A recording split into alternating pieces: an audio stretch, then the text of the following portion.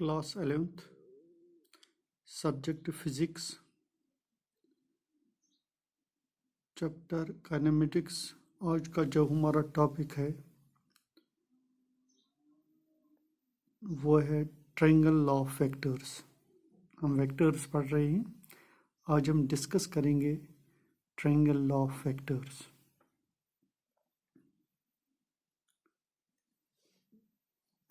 इसका स्टेटमेंट है, if two vectors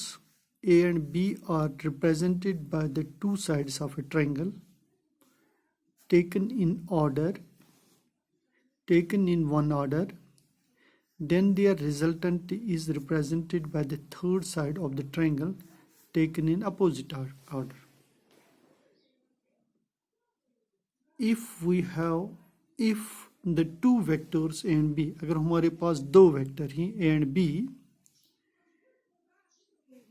triangle है उसकी तीन साइड है, दो साइड है सपोज ए एंड बी और इन द सेम ऑर्डर। अगर वो उनको लेना है सेम ऑर्डर में, देन देयर रिजल्टेंट, जो इनका रिजल्टेंट है वो थर्ड साइड होगा, लेकिन वो इसका अपोजिट होगा। यानी if the two vectors A and B are represented by the two sides of a triangle, if the two vectors a and b are represented by the two sides of a triangle taken in one order means same order, then their resultant is represented by the third side of the triangle taken in opposite order. Suppose अगर हमारे पास दो vector हैं, a vector b vector, a vector b vector, हमारे पास दो vector हैं, इनको हमें जोड़ना है। सपोज ए वेक्टर बी वेक्टर, यानी इनकी डायरेक्शन तो सेम है, यानी टेल से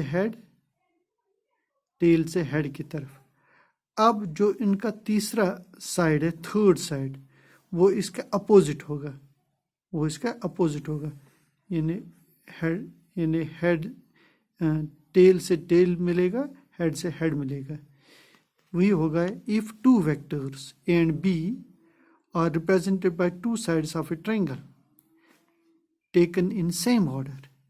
then their resultant, suppose then their resultant is represented by the third side taken in opposite order. यानी इसका मतलब है कि a प्लस बी अगर हम इनका सम करेंगे वो किसके बराबर होगा, और के बराबर होगा।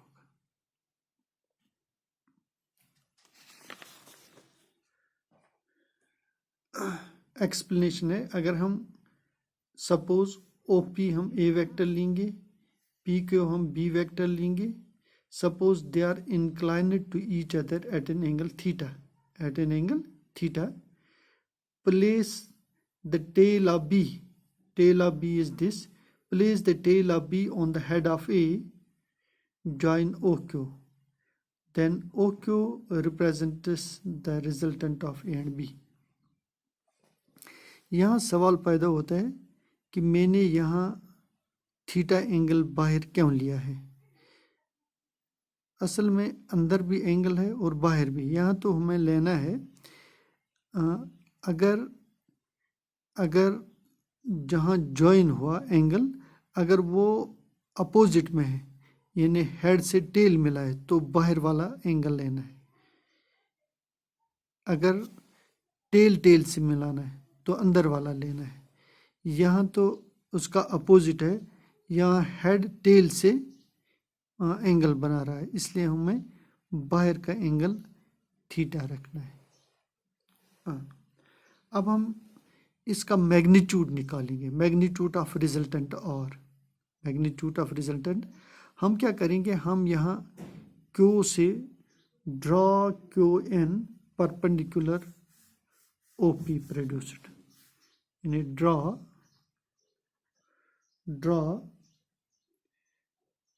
QN perpendicular, draw QN perpendicular OP, draw QN perpendicular OP OP तो हमें प्रोड्यूस करना है, OP produced, OP produced. In the figure we have OP किसके बराबर, ओपी ए वेक्टर है, पी क्यू बी वेक्टर है, पी क्यू बी वेक्टर है, O Q R है, angle N P Q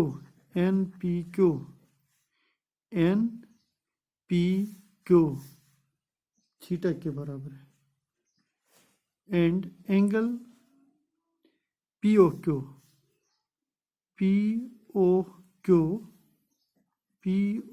Q मैंने बीटा के बराबर रखा है।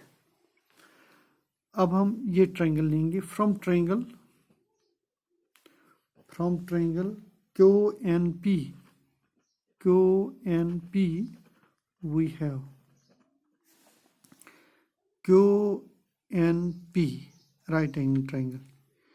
क्यू एन पी मैंने ये परपेंडिकुलर डाला इसलिए ये राइट एंगल ट्रायंगल है। From triangle Q N P we have cos of theta करली cos थीटा बेस बटा हाइपोटेन्यूज, बेस करली ब्लैक यार, बेस क्या है पी एन, हाइपोटेन्यूज क्या है पी क्यू, पी एन बटा पी क्यू, क्रॉस मल्टीप्लिकेशन करेंगे, P N is equal to P Q cos theta और P N is equal to P Q किसके बराबर है बी वेक्टर के, बी कॉस थीटा, ये हमने पी एन निकाला है equation first. also from triangle QNP, अब हम दूसरी ट्रायंगल लेंगे QNP, ये ट्रायंगल QNP, इसमें हमें तो बेस निकालनी, इसमें हमें परपेंडिकुलर बेस हमने निकाल लिया, अब परपेंडिकुलर निकालना है राइट एंगल ट्रायंगल की। साइन थीटा सम पीपल है परपेंडिकुलर बटा हाइपोटेन्यूज, परपेंडिकुलर किसके बराबर है Q N, hypotenuse P Q, और sine theta is equal to और Q N is equal to P Q sine theta, Q N is equal to P Q B के बराबर है B sine theta, Q N भी हमने निकाला है, इसको हम रखेंगे इक्वेशन सेकंड।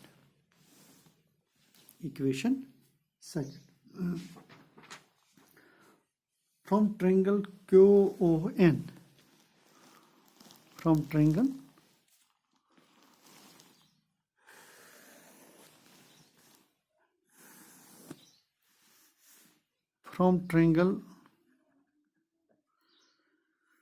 अब हम बड़ी ट्रायंगल लेंगे, from triangle QON, from triangle QON we have by Pythagoras theorem QON hypotenuse square यानी OQ square is equal to base square ON square plus perpendicular square QN square, OQ हम ऐसा ही लिखेंगे OQ square is equal to ON के बीच में P है, हम लिख सकते हैं OP प्लस PN का होल स्क्वायर प्लस QN, ऐसा ही लिखेंगे QN का होल स्क्वायर, OQ के बदले और square is equal to OP A